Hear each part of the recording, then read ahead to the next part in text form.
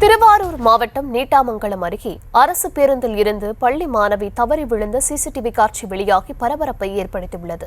விவரங்களை தர இருக்கிறார் செய்தியாளர் மதிராஜ். மதிராஜ், விவரங்களை வழங்கலாம்.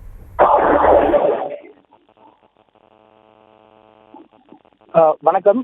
அதாவது திருவாரூர் மாவட்டம் நீடாமங்கலம் அருகே கிருஷ்ணபுரம் கிராமத்தைச் சேர்ந்த மகாலிங்கம் அவரோட 13 வயது மகள் சுகந்தி.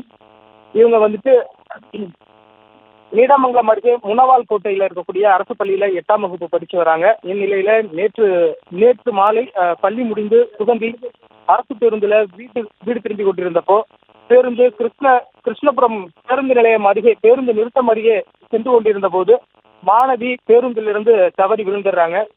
இது தொடர்பான சிசிடிவி காட்சி இன்றைய தினம் வெளியாகி பரபரப்பை ஏற்படுத்தியிருக்கு. இந்நிலையில அந்த பேருந்தோட நடத்துனர் கவனக்குறைவா செயல்பட்டதால பேருந்து நடத்துனர் சிவகுமாரை வந்துட்டு பணியிடை நீக்கம் செய்து உத்தரவிட்டிருக்கிறாங்க.